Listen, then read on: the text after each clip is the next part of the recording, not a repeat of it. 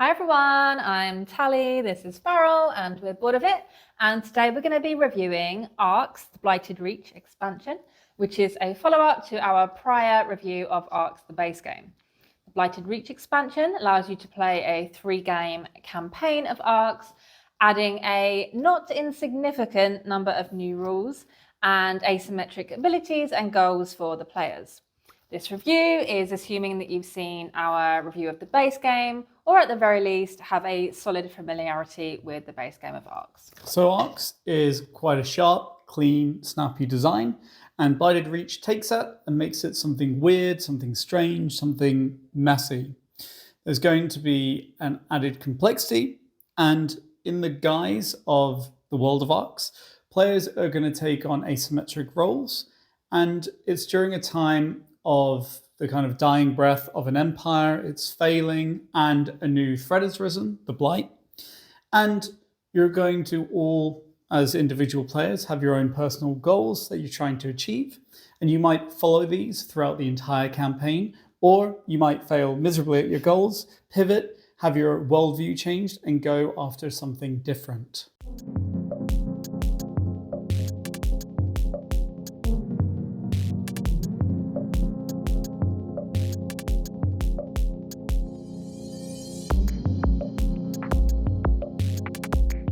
If you want to know the core rules of Arcs, then check out our review of the base game, as here we're just going to cover the changes and what the expansion adds. Firstly, all players start off in the 2 Imperial clusters, with each system containing an Imperial ship. Players all start off as regents of the Empire, with one player getting to be first regent. The Imperial ships are neutral pieces in many ways that can be used by everyone, but they also prevent players from harming each other when they are present, e.g. combat and taxing each other's cities. The rest of the map contains free cities and Blight. Free cities can be used by anyone controlling the system to either be taxed or raided and destroyed for trophies. Blight is all over the map and is a tough little enemy, requiring 2 hits to be damaged rather than 1.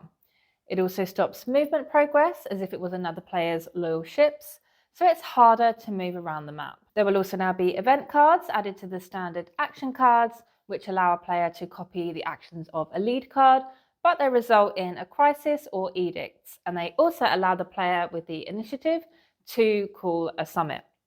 The expansion comes with new court cards, and some of the Vox cards trigger an effect when there is a crisis.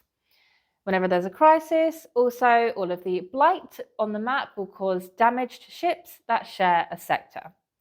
Edicts are new actions that can be taken by the relevant players, typically relating to the roles that players have been given or the first regent. And a summit will allow players to trade and negotiate with each other, and also allows certain players to leave the empire to become an outlaw or restart the empire if there are no regents. Moving on to the fates, these are roles that are given to players which have titles like the Admiral or the Steward. Each of these roles has a unique deck of cards, which may add new court cards into the court deck, give players law cards or court cards, or add new rules and edicts into the game which affect everyone. Each act will have players aim to reduce a tracker down to 0 by completing objectives which are relevant to their character. Depending on success or failure, different cards will be granted and added to the court. If a player fails their objective, then they have to change fates to a B card. If they succeed, they can choose to either stick with their current fate or they can choose a B fate, but they get less choice. And if a player fails their second fate, they get forced to change again to a C fate card. Usually, the campaign will be won by the player who has collected the most power or victory points over the entire 3-act campaign. However, if players choose, or if they fail in the 2nd act, they will be given a C fate for the 3rd act. Now, C fates are wild and unpredictable, and they essentially have an ultimate goal. And if they reach this goal, they will not so much win outright, but they will supersede any player who is not a sea fate from winning. Now, if there are multiple sea fates, then whoever has the most power out of the sea fates which complete their goal will win.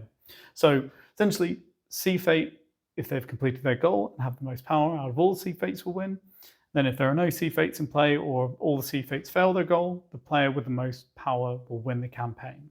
I think the first point we'd like to make about Arc's Blighted Reach is that although you hear campaign and 3 games and all these changes, it doesn't actually, to us, feel like so much of a campaign, more just like a very extended game of Arcs.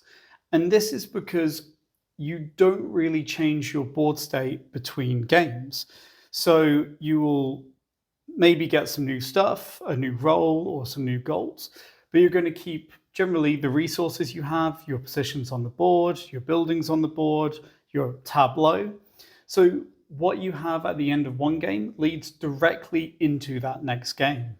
Whilst it is very easy to pack it away between gaming sessions, thanks to the excellent storage to maintain your positions, the best way to experience it, in our opinion, is in one big sitting. You know, get your friends round, have some brunch, make a whole day of it, or maybe even an afternoon into an evening. We do think there's something to be gained from keeping the flow, but either way, you're going to have a great time. Although we do like the fact that you continue on from your previous position, there is one potential flaw that we have seen, in that when you change fates, it is then possible for a player to either walk into a fate that they have the perfect position for, or into a fate where their goals are very unachievable because of their current position on the board. Now, if you're forced to change, you get an option of 2 fates. So it's more likely to be the former, that you walk into a good position. Now, it could be argued that that is just a reward for setting yourself up in that way in the preceding game or games. But it can also make things anticlimactic and obviously less fun for the other players. In recent example, our last campaign, I had to change to a sea fate in the final game. And because of the way and the role and my abilities in the preceding games, I was in the perfect position to go into one of the fates that I drew, so I picked that one. And long story short, I managed to get 17 out of 20 points that I needed towards completing that goal, which in that game was an instant win because none of the other players were sea fates. And there really wasn't so much that other players could do about that either. And obviously, we just decided to concede the game after the first chapter. It went to me, and it was very anticlimactic to an experience we just spent, 5-6 hours playing. Now, obviously not going to happen that often or in every game, but just be aware. The second big point we would like to make is that Blighted Reach in many ways feels like a different game than Arcs, like it's using the core of Arcs to propel itself, because Arcs is clean and snappy and vicious, whereas Blighted Reach is slower, kind of dense, complex, messy. And this comes from the new load of core rules you're going to have to learn. You're going to have to learn about how the Empire works, how event cards work, how outlaws work, how the blight works. You've got edicts, crises, and summits. You've got the Imperial Council, and these are just the base rules to play Blighted Reach. On top of that, you've got all the different players, and the more players you have, obviously the more complexity, because every player gets an asymmetric role, which is going to introduce new cards and rules and edicts into the game. So the Blighted Reach is a significant step up in complexity from Arcs. And that's something you're going to have to square, because what's going to happen is, until you have the core rule set kind of fully understood and a nice understanding of how Blighted Reach plays, players are going to suffer because they're not going to be able to see opportunities that other players have to harm them, or opportunities they can take to progress themselves. Now, we're not saying that it's complex, sprawling, and messy in a negative way.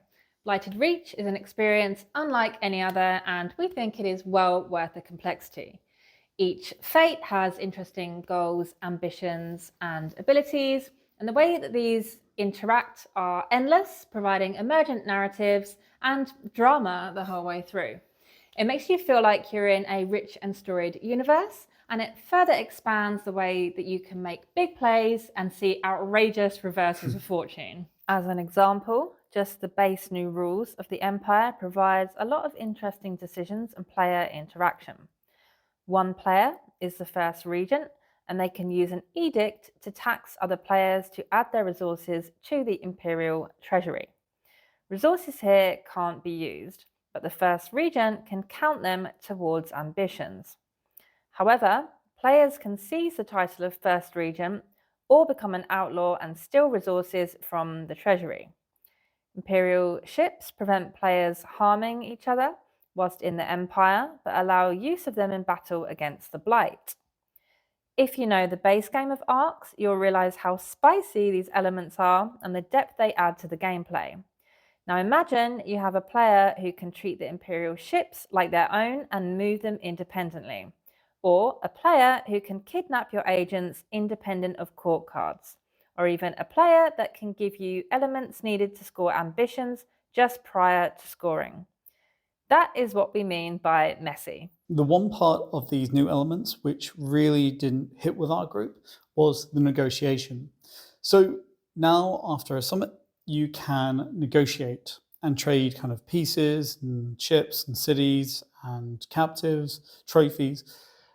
And for us, we just never found it particularly interesting or there to be a reason to negotiate or trade these things, because Arcs is such a zero-sum game that generally what you have because it's going towards the ambitions or it's helping you round after round. And none of that is really something you want to trade to your opponents, because then it's almost a double shift where you're losing something and they're gaining something. So it just never really came together for us, and we never really saw a reason to negotiate. And a kind of secondary effect of the summits is that they have kind of obscure actions you can take that players might well want to take throughout the campaign, but it's not something they want to take every chapter. And only the player who calls the summit can take these actions on top of that. So because they're obscure, but you'll have summits that happen 1 to 3 times per chapter because of the event cards which are introduced. So you're getting them quite often. And then it became really tedious in our games to say, okay, well, this is what you can do at a summit. Does anyone want to do any of these things? Or at least to the player who was calling it. No, okay. And then it's, does anyone want to negotiate? And this is what you can negotiate, and go down and say that. No, okay, let's move on. It just was a continuous way of slowing down the game for no real benefit to gameplay. And I think a big part that has hampered this is in base game of Arcs, it has some of the best player aids I have seen in a game, telling you everything you need to go. But Blighted Reach only comes with a single one, whereas Arcs had them for each player. So there's only a single shared player aid with all of the new rules, which is quite a lot. So it makes it extra tedious to try and remember what happens in summits, negotiations, and what you can trade. And it just didn't quite come together. And I know there's going to be people now up in arms saying, you don't know what you're talking about. We love negotiation Arcs. I'm sure that's true. I'm sure that's completely viable. But I would point out, I rated John Company my #1 game of all time, which is pure negotiation almost. And I just didn't see it here in Arcs. To turn to something different, I just want to talk about the fates. It's exceptional how diverse they are and what excellent design is on show, because you have 24 fates, and then the A and the B fates have multiple acts worth of cards, so inject into the game that will have impacts. And these are very experimental, they're very innovative, and it makes it genuinely a joy to discover these fates, to see other people play them, to discover them yourself, to be dealt a new one at the beginning of a campaign, all the possibilities laid out for you. So it's also quite exceptional in the way that they all interact with each other. as you begin to see the different fates and learn their different rule sets, you'll begin to understand how infinitely replayable the Blighted Reach is because of how they interact with each other and bounce off of each other.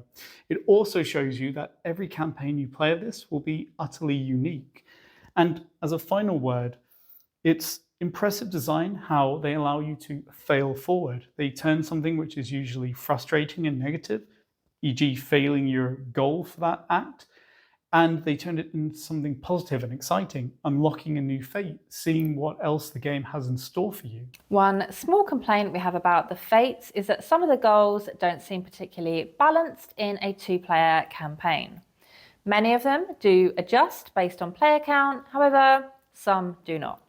Both Farrell and I have had goals where it doesn't adjust and they score off of other players. And as you can imagine, in a 2-player campaign where there is just one other player, it can be quite frustrating to try and achieve that goal. We do think that the 2-player campaign is very, very fun, but we think it shines more at higher player counts, primarily due to the added chaos. So, final thoughts. The Blighted Reach is exactly what an expansion should be. We think you'd be hard-pressed to find a more impressive expansion when it comes to content and experiences provided. That said, we wouldn't recommend this to everyone, even those who love arcs, and we wouldn't recommend getting it outright when buying arcs. The base game is fairly straightforward rules-wise, and the complexity comes in by trying to manipulate the game state to get where you need to go. But the Blighted Reach is not straightforward at all. Hi, Sven. It's complex, it's messy, it can be confusing at times, and it adds on a lot of playtime.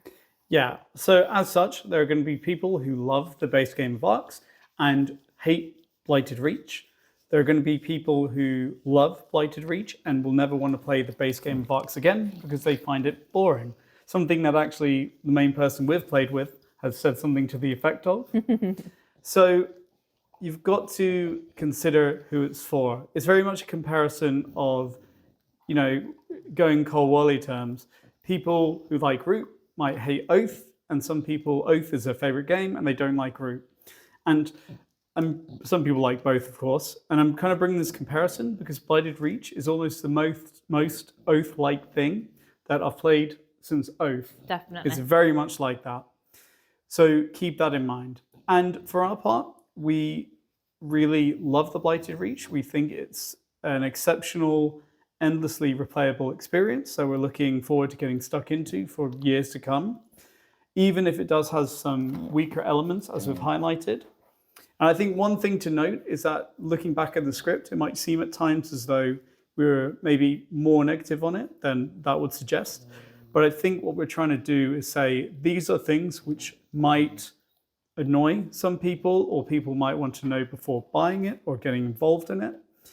And we just want to make you aware of that as reviewers, even if we don't think it affects it overall. But that was our review of Arcs, the Blighted Reach expansion. Any questions, please let us know. If you found it helpful, please consider subscribing if you haven't already. If you have, thank you. And finally, we really appreciate you watching. You can check out our base game Arcs review, and we will see you next time. Bye. Bye.